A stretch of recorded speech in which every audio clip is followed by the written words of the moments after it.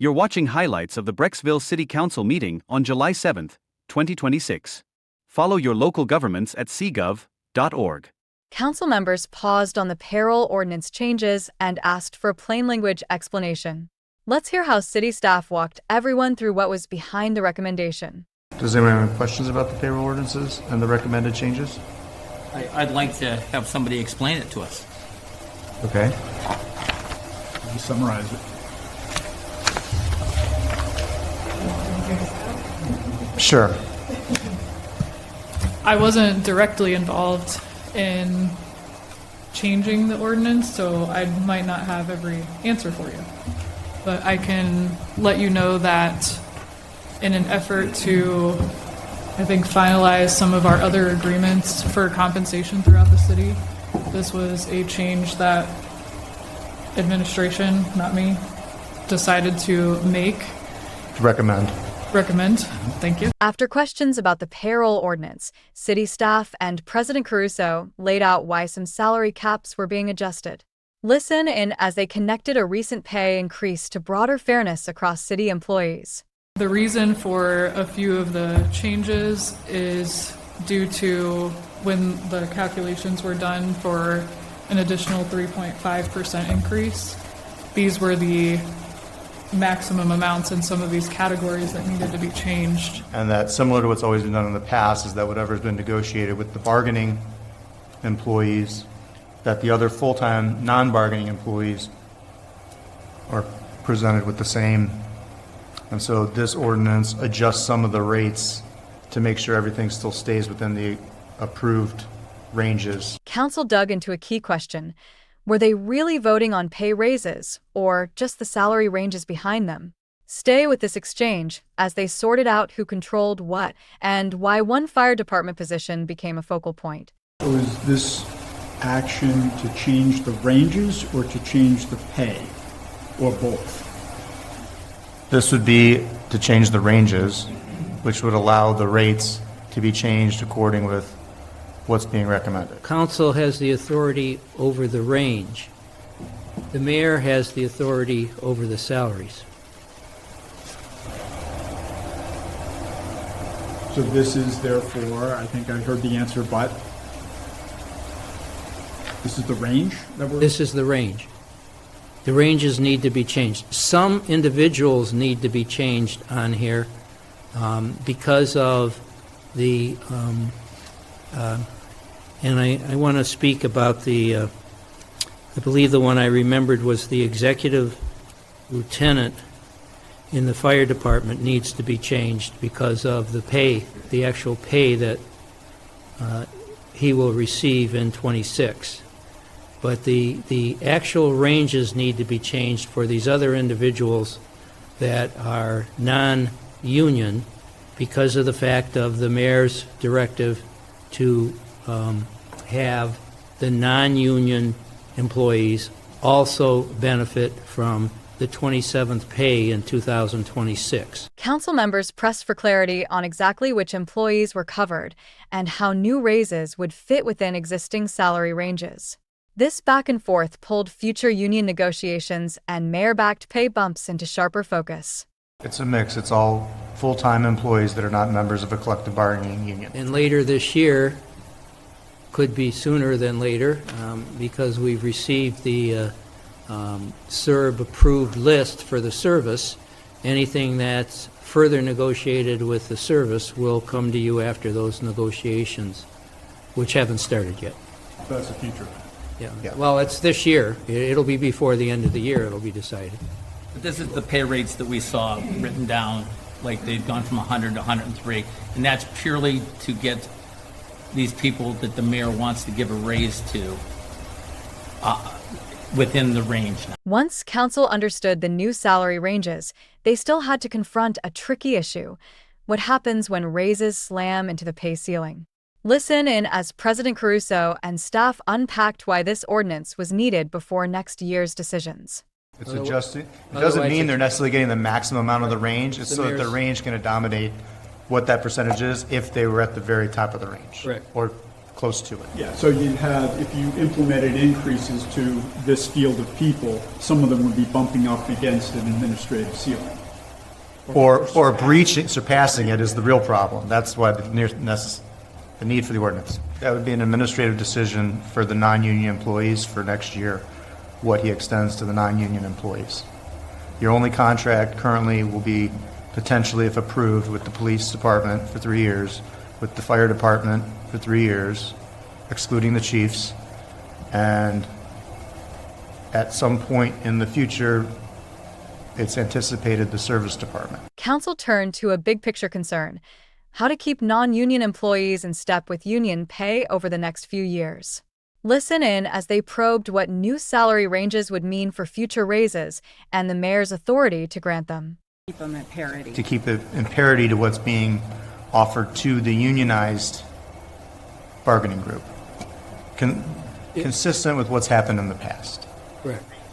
And if the non-union employees for the second year after 2026, for 2027, if the administration recommends that these ranges be increased because those employees are going to get a 3.35% raise for 27, that would keep the non-union employees equal to the union employees for 27. If you move the range at the request of the mayor has authority to increase their pay to 3.35 for the second year.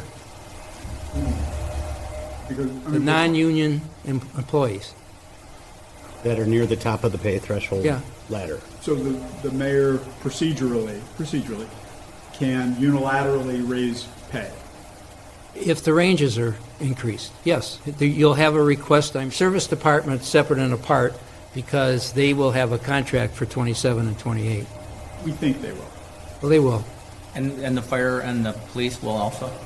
The fire and police have contracts. Fire's already in place, and police will be in place if you pass it this evening. The payroll debate narrowed in on police and fire pay. Were these roles truly salaried, hourly, or something in between?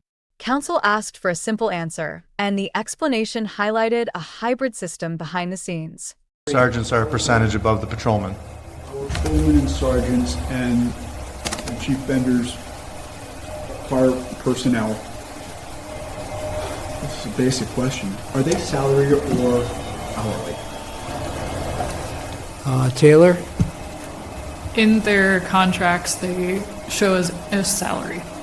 So they are salary. But it's a hybrid because their overtime is paid hourly. But that's overtime.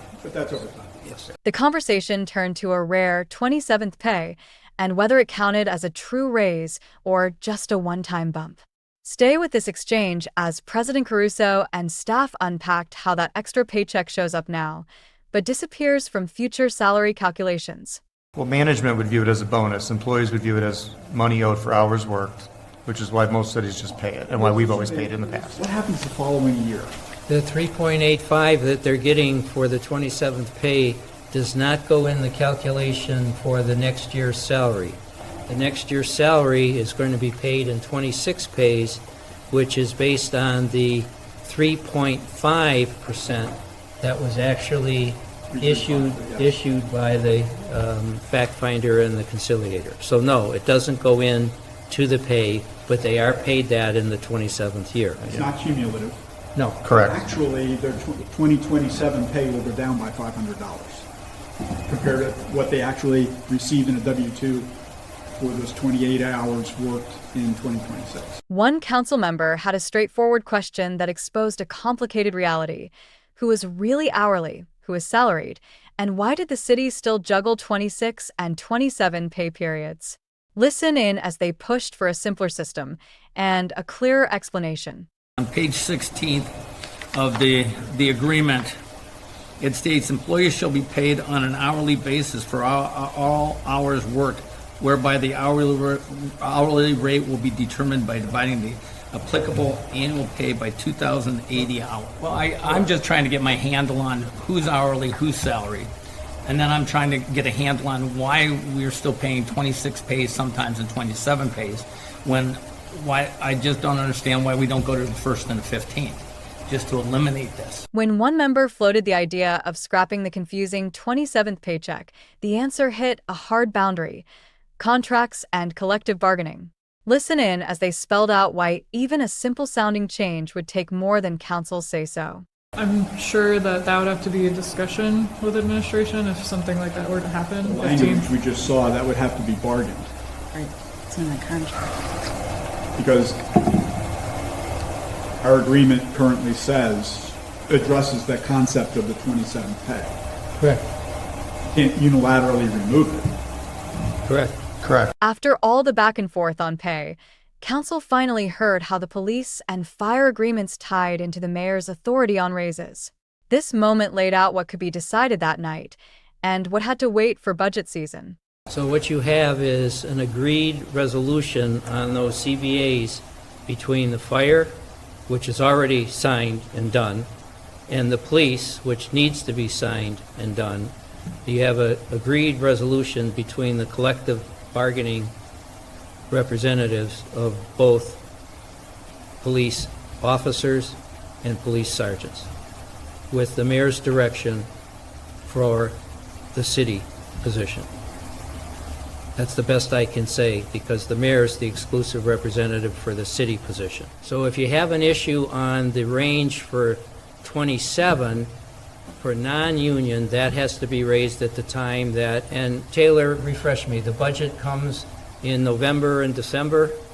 That'll have to be discussed at that time if you have an issue on the range. The range we need moved now is for 26 with what you have in the payroll ordinance, which would be the final step needed to allow the mayor to make the raises for the employees, both non-union and union. Council briefly explored whether they could simply skip raising some pay ranges and what that might mean for union and non-union staff.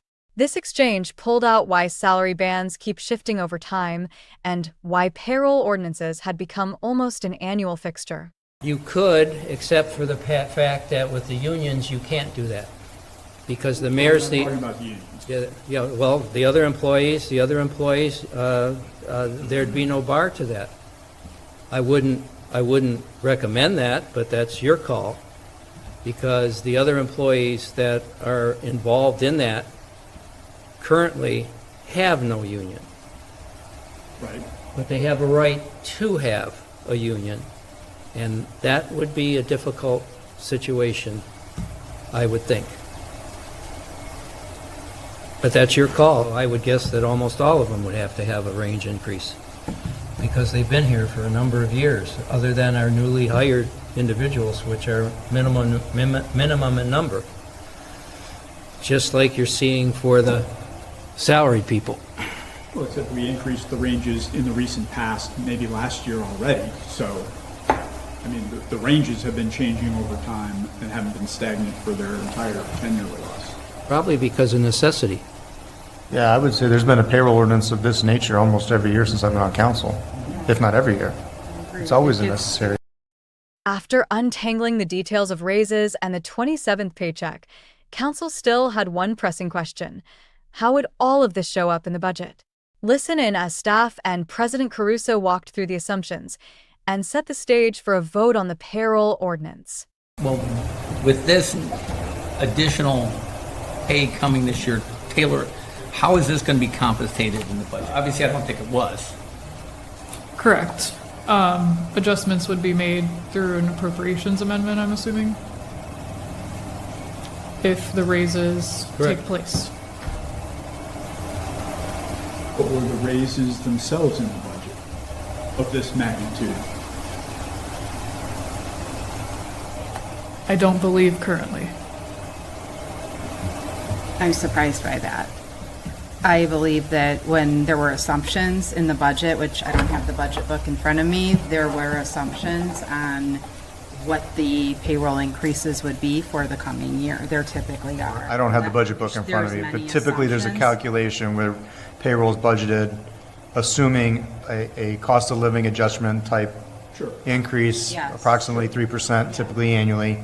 That's typically budgeted for But it is always, once it's finalized, there's to Taylor's point, an appropriation to meet that difference. There is a worksheet that's completed with the HR office that builds in those assumptions. I don't know exactly what assumptions were built in. But I'd be willing to wager that the assumption did not include the 27th for other than bargaining. I don't know the answer to that, but I do know that this is typically very routine in a non-negotiating year because there's less unknowns going into it, because you know where police and fire are already kind of locked in. Yeah. And then to add mud to the water is throwing this 27th pay issue that happens once in a decade. I move to recommend to council approval of an ordinance amending payroll ordinance 5839 as it relates to employee compensation. Before council took up the next resolution, President Caruso laid out what new union deals meant for everyone else on the city payroll and how they were finally tackling the confusing 27th paycheck. Stay with this moment as they tied pay parity, contract clarity, and appreciation for city staff together.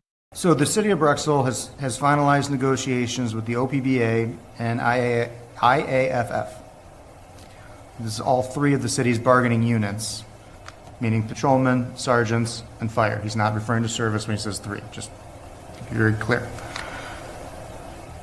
He's recommending, the administration is recommending, and hopes for council approval, that as Brecksville's always done, the rate negotiated with the bargaining units will also be given to the rest of our non-bargaining full-time employees, hence the need for the payroll ordinance that we were discussing earlier. Furthermore, the city has introduced language in the current bargaining agreements that provides future clarity on the 27th pay issue that arises every 11 years. He hopes and is recommending and encourages City Council to pass a resolution codifying this language. Brecksville's employees are the backbone of our community, from first responders to civil employees to administrative staff. Their expertise and dedication directly shapes the quality of life that our residents expect. I'd also add that there's a number of them that are actually residents themselves and neighbors. I thank all of them for their patience through this process. Mayor Kingston. When a council member challenged whether some staff were truly salaried or hourly, special counsel stepped in to clear it up. This exchange put legal definitions, pay protections, and that debated 27th paycheck under a sharper spotlight. So are they salaried or are they employed? Jim, do you want to step forward in case you need to chime in on an answer here? Because Taylor wasn't involved in most of this. If you can, thank you.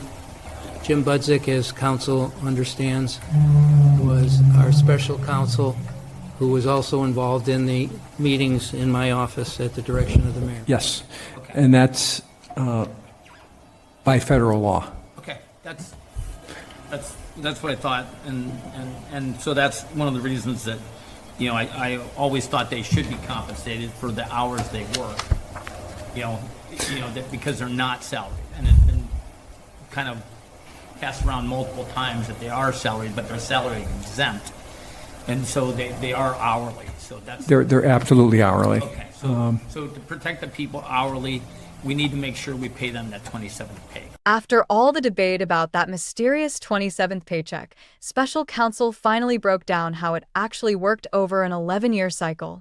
Stay with this moment to hear how a quirk in the calendar turned into a 3.8% bump on paper.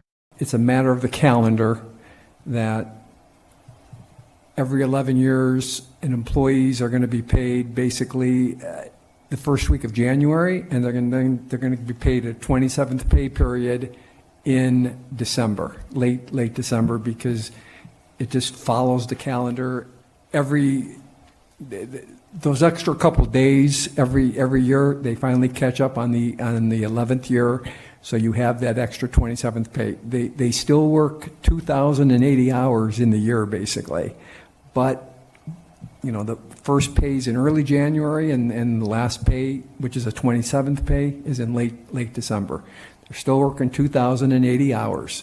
The way this contract has been explained, the first year wages are an increase of 3.5% over 2025 wages, but because of that extra pay period, and I know there was a good comment on that, yes, they will, if they didn't work any overtime, they would make more in 2026 on the W-2 form than they would in 2027, simply because of the extra pay period. They're still going to be following the 3.5% increase as recommended by the fact finder and ordered by the conciliator, and then a 3.35% and a 3.35% the third year. But again, because of the calendar and the 27th pay, it equates to the 3.8% in essence because of that extra pay. Council dug into who actually called the shots on that unusual 27th paycheck and why the mayor insisted on spelling it out in the contract. Listen in as special counsel and council members framed this extra pay as a rare bonus rather than a yearly raise. But the mayor wanted it put in the contract so that there is no, at least, misunderstanding as to what he, as the collective bargaining agent for the city, wanted to have done. Correct, Jim? That's absolutely correct. That was our marching orders. That's the marching orders. And that's what we carried out by law. And that's under 4117.10, the mayor is the chief executive officer. He is the employer for purposes of collective bargaining. And I know I've explained it here in many city councils that's how it is. This is just an anomaly, and it actually goes back to what Councilman Jansen said, that this is actually just a bonus. That's what it is. It's 52 weeks in a year in essence. And because of the calendar, that 11th year, those couple extra days catch up. In layman's terms, it's a non-recurring bonus. Well, it only recurs every 11 years. It's not recurring every year. Right. And it's not cumulative. And it's not cumulative, no. As council weighed the payroll changes, one member asked a pointed question: was there actually money to cover these raises, or just a plan on paper? This moment shows how President Caruso and staff separated what was in the budget from what would have to be found later. That's two different questions. Are you asking if it's in the budget, or are you asking if there's money available to meet the difference? I'm asking both. Obviously, what Beth said, that some of this was in the budget. Okay, and then I'm asking that the additional that wasn't in the budget, we're okay with. I believe that what would happen right now is if raises were to be proposed by administration, we would look at every budget line and see if anything needed to increase in those line items. I don't know right now what assumptions are built in. To wrap up the night's pay and contract debates, Councilmember Bender moved through a series of key votes, from new police union agreements to community prevention funding and professional bills. Watch how these routine motions quietly locked in some big commitments for the year ahead. I move to recommend to council approval of an ordinance authorizing a collective bargaining agreement with the Ohio Patrolmen's Benevolent Association and the Brecksville Police Department Patrolmen.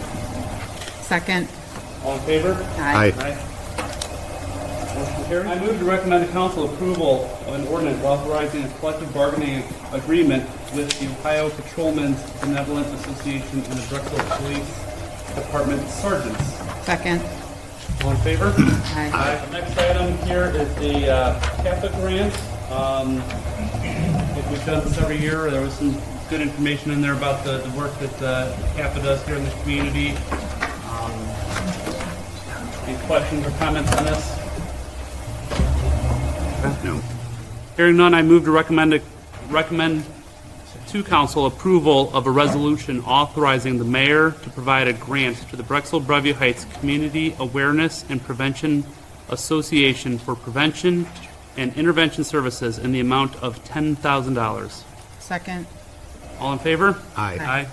Motion carries. I will move to recommend to council approval of a motion authorizing payment of the monthly professional bills, which I will now read into the record. Maddie Hendrickson and Grieve, $16,356.83. William Logan, $4,000. Cut Deck Rock, LLP, $1,584. Mary Hannah Esquire, $700. Manzer Gavin, LPA, $2,349.50. Donald G. Boeing and Associates, Inc., $24,024.50, Sixmo, $7,125, for a total of $56,139.83. Second. All in favor? Aye. Aye. Motion carries. Council closed out the night with a quick but meaningful vote on funding local prevention and intervention services. Take a look at how they backed a grant for the Community Awareness and Prevention Association. Resolution 5801, a resolution authorizing the mayor on behalf of the city of Brecksville to provide a grant to the Brecksville Broadview Heights Community Awareness and Prevention Association for the partial funding and operation of prevention and intervention services and declaring an emergency. Motion passes 7 ayes and no nays. After all the debate over raises and that extra 27th paycheck, council finally took the formal vote on the payroll ordinance itself. Watch how Ordinance 5873 moved from title reading to unanimous passage in just a few minutes. Okay, next we have ordinance 5873. This is a payroll ordinance amending payroll ordinance 5839. Will the clerk please read by title only? Ordinance 5873, an ordinance amending ordinance 5839 as it relates to employee compensation and declaring an emergency. Motion for suspension? Second. Motion by Ganem, seconded by Stuckey. Discussion, roll call. Caruso. Yes. Ganem. Yes. Jansen. Yes. Savage. Yes. Stuckey. Yes. Motion for passage. Second. Motion by Stuckey, seconded by Savage. Discussion, roll call. Caruso. Yes. Ganem. Yes. Jansen. Yes. Savage. Yes. Stuckey. Yes. Motion passes 5 ayes and no nays. Thank you, Monica. You let Dan and Ann back in. Council turned from pay ranges to the people on the front line, taking up a new contract for Brecksville's patrol officers. Watch how this collective bargaining agreement with the police union moved through in one focused vote. Ordinance 5874, an ordinance authorizing the mayor to enter into a collective bargaining agreement with the Ohio Patrolmen's Benevolent Association, representing the Brecksville Police Department patrolmen and declaring an emergency. Motion for suspension? Second. Motion by Stuckey, seconded by Bender. Discussion, roll call. Bender. Yes. Caruso. Yes. Ganem. Yes. Jansen. Yes. Kepke. Yes. Savage. Yes. Stuckey. Yes. Thank you. Motion passes 7 ayes, no nays. Right after approving the patrol officers' deal, council took up a second police union contract, this one for sergeants. See how Ordinance 5875 moved into the spotlight. Ordinance 5875, an ordinance authorizing the mayor to enter into collective bargaining agreement with the Ohio Patrolmen's Benevolent Association, representing the Brecksville Police Department sergeants and declaring an emergency. Motion for suspension? Before wrapping up, Councilmember Bender brought one more item to the floor, a stack of professional bills totaling more than $56,000. Take a listen as the details are read out and council moves to sign off on the charges. I have one additional item for council's consideration. This is the approval of the monthly bills, which I will read into the record, professional bills, and then I will make a motion. Maddie Hendrickson and Grieve, $16,356.83. William Logan, $4,000. Cutback Rock, $1,084. Mary Hannah Esquire, $700. Manzer Gavin, LPA, $2,349.50. Donald G. Boeing and Associates, Inc., $24,024.50. And Sixmo, $7,125 for a grand total of $56,139.83. I move the council approve the bills. Toward the end of the meeting, the purchasing director flagged a fast-moving opportunity, a public hearing on a new community development grant with less notice than usual. Hear how they laid out the timeline and invited residents to weigh in on neighborhood priorities. Next, our purchasing director, Ms. Barkowitz. Thank you, Mr. President. I actually do have an item tonight. So for the upcoming 2027 Community Development Supplemental Grant, a public hearing is going to be held this Thursday, July 9th at 6:45 p.m. before Planning Commission. We were informed of the grant with less notice than Previous typical than previous years, and the time frame was moved up by a couple of months. So we really had to scheduled the meeting promptly in order to meet the requirements for the timeline for publishing the notice. So it will be this Thursday, 6:45, and the public are all welcome to attend to voice their community development needs. Very good. Thank you, Monica. Before adjourning, President Caruso took a moment to spotlight a major new employer in town and the regional leaders who turned out for its grand opening. Hear how this state-of-the-art research center and its hundreds of employees were framed as a big win for the city. The official ribbon-cutting grand opening was at the Sherwin-Williams Global Research Center this afternoon.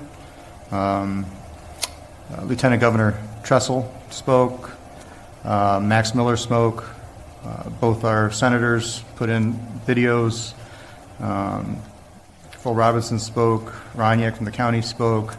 It was a really nice event. I think they were very appreciative, and it's an extremely impressive facility. They're already 10 months into occupying the building. They had 11 waves of move-ins from 2 separate facilities, Warrensville Heights, and I can't remember where the other one was.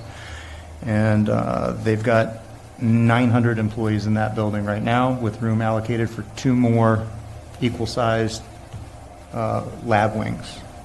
Really, really impressive, and they're a great addition to the city, and just wanted to acknowledge that publicly. I'd like to thank our 2 police officers, and we're glad to have everything negotiated and in the rearview mirror. Reassess in 3 years. That's it for this meeting. Most of what you saw was the council untangling pay ranges, union contracts, and that unusual 27th paycheck, plus signing off on a community prevention grant and other routine bills. With a public hearing coming up on the development grant and pay issues now largely squared away, it'll be worth checking out future highlight reels to see what the council tackles next. Thank you for watching CGov.